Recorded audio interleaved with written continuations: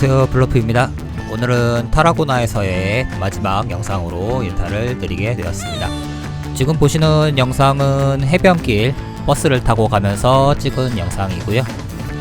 오늘은 크루즈 내에서 시설을 이용하는 영상을 올릴 예정입니다. 일단 들어가서 간단하게 식사하고 시작하겠습니다. 일단 츄로스로 대충 요기는 했는데 완벽하지는 않아가지고 크루즈 뷔페는 상당히 오랜 시간 동안 열기 때문에 들어가서 간단하게 식사를 했습니다. 보통 3시까지는 점심 식사가 서빙되기 때문에 일찍 나갔다가 들어오셔가지고 점심 식사를 하시는 분들도 굉장히 많았습니다. 크루즈 비용 내에 식사가 포함되어 있기 때문에 굳이 나가가지고 추가 비용 드릴 이유는 없는 것 같아요. 잠깐 소화시킬 겸 산책 나왔는데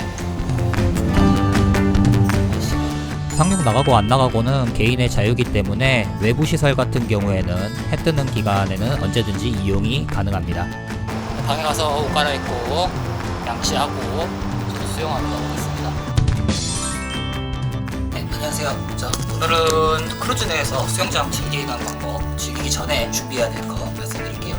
먼저는 수영복 필요하겠죠. 그런데 수영복을 그냥 입고 나가시면 안 돼요. 이게 무슨 소리야? 아무리 크루즈라도 격식 있게 차려입고 돌아다니시는 분도 있고 하기 때문에 겉옷 정도 준비하시고, 코스타 크루즈 같은 경우에는 방마다 비치타월을 이렇게 비치하고 있거든요. 방마다 약간씩 다르긴 하는데 비치타월과 함께 해가지고 같이 놔두고 수영복을 안에 입고 그냥 그 겉옷 정도 그냥 벗어놓고 그렇게 즐기시면, 저기 태닝 하시려면 태닝 오일, 선크림, 그리고 그다음에 햇빛이 굉장히 강하기 때문에 선글라스 정도 이런 거 잘 마셔가지고 재밌게 내시 다니셨으면 합니다. 이상 마치겠습니다. 안녕히 계세요, 여러분.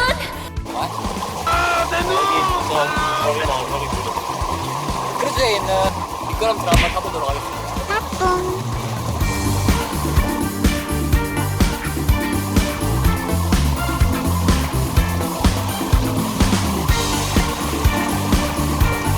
Five, four, three, two, one.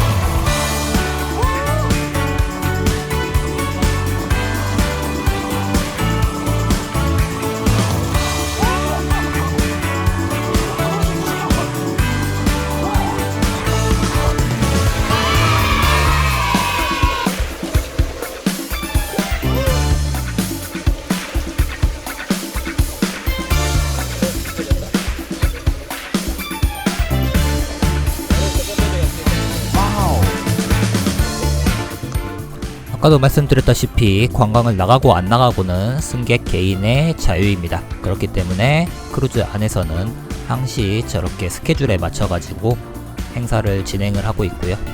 어린아이들을 위해서 저런 행사들도 진행을 하고 있습니다. 저희 수영장 데크 같은 경우에는 오후 6시 정도까지는 행사를 하는데, 이제 해가 지고 출항할 때쯤 되면은 선베드랑 수영장이랑 모두 정리를 하니까 좀 무리하시고요. 오디오까지 해가지고 원본 영상을 다 내보내면 좋겠는데 음악이 저작권 문제가 있어서 아쉽네요.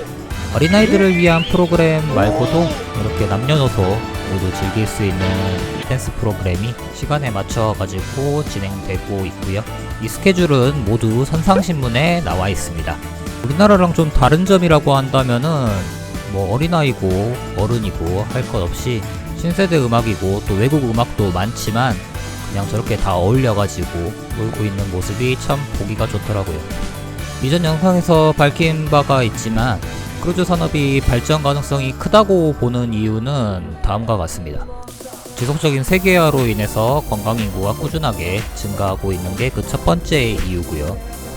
두 번째는 크루즈 여행을 경험한 인구 비율이 크루즈 예약 사이트 인크루즈에 따르면 유럽과 미주에서는 20%, 그리고 그 외 지역에서는 2%에 불과하다고 합니다. 단순 경험이니까 지속적으로 이용하는 비율은 훨씬 더 떨어지겠죠.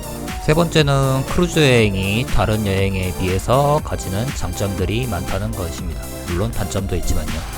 그래서 많은 선사들은 그 장점을 더 극대화시키기 위해서 여러가지 시도를 하고 있습니다.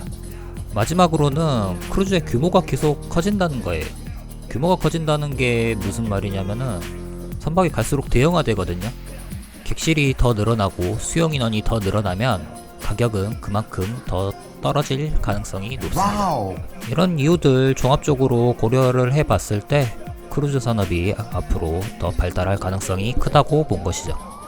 이전 영상에서 잠깐 나왔었는데 제가 1등항해사까지 했었기 때문에 연봉으로 치면은 억대 연봉을 조금 넘게 받았었어요. 그럼에도 불구하고 회사를 과감하게 때려치고 나온 이유는 더 늦기 전에 그래도 제가 좋아하는 일을 한번 해보고 싶어서였습니다. 사실 학부 시절만 해도 제가 크루즈선 항해사가 될 수 있을지도 모른다는 희망을 가지긴 했었어요. 물론 이제 군 문제 때문에 안 되긴 했지만 이런 식으로라도 제가 꿈꿔왔던 일을 한번 해보고 싶어서였습니다.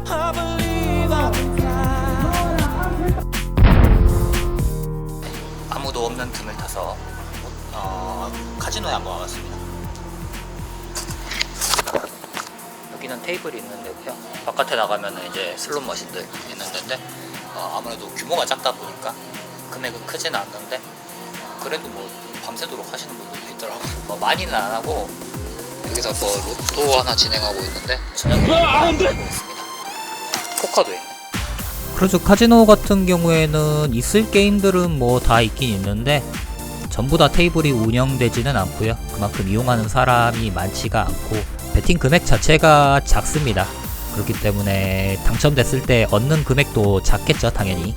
그래서 그냥 소소하게 베팅하고 시간이나 때우려는 사람들, 그리고 한 번 정도 카지노를 경험해보고 싶은 사람들이 많이 이용을 했었습니다.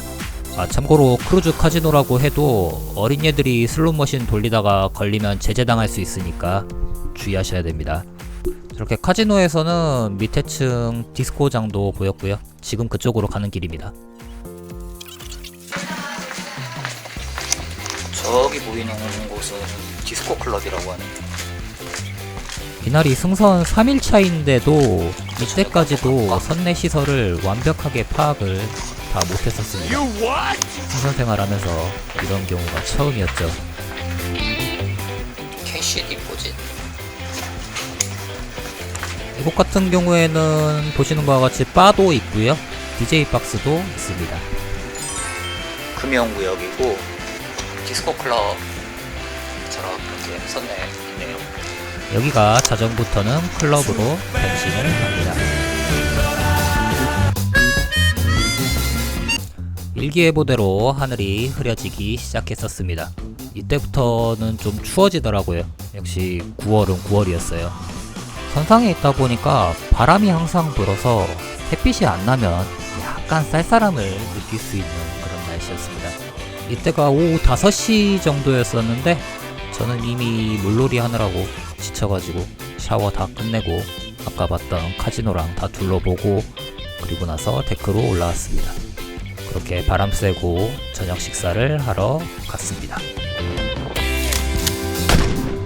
지금 보시는 곳이 정찬 식당이고요. 크루즈 카드에 테이블 넘버가 적혀있고 이거는 언어별로 배정을 해줍니다. 저녁 식사를 마치고 나서는 또다시 공연을 보러 갔고요. 러시아 무용단이 공연을 했던 걸로 기억을 합니다. 공연 프로그램이 매일매일 달라가지고 매일매일 가서 봤던 기억이 있네요. 오전에 그렇게 돌아다니고 오후에 와서 또 놀고 저녁까지 공연 보고 그렇게 하다 보면은 저녁에 잠은 정말 잘 와요. 어느덧 10번째 영상인데 채널은 여기에만 대해서만 얘기하려는 건 아니고요. 여러가지 바다에 관련된 이야기를 해보려고 하는데 일반 대중들이 관심을 가질 만한 소재가 뭐가 있을까 하다가 생각을 하게 된 게 크루즈이고요. 크루즈선 여행을 바탕으로 해가지고 여러가지 이야기들을 컨텐츠로 제작을 해보려고 합니다. 퇴선훈련 같은 선박 안전부터 시작해가지고 해양 환경보호, 선박 보안, 그리고 뭐 해양 역사 이런 것들 여러가지로 컨텐츠를 한번 제작을 해보려고 해요. 그래서 크루즈 여행은 분기에 한 번 정도 다녀올 예정이고 그 중간중간에는 이렇게 영상 편집하고 또 컨텐츠 제작해가지고 올리고 이런 식으로 채널을 운영해 보려고 합니다. 10번째 편에서 채널의 방향성을 말씀드리고 있죠. 어쨌든 영상 시청해 주셔서 감사하고 영상 영상이 좋으셨다면 구독과 좋아요 부탁드리겠습니다. 구독, 좋아요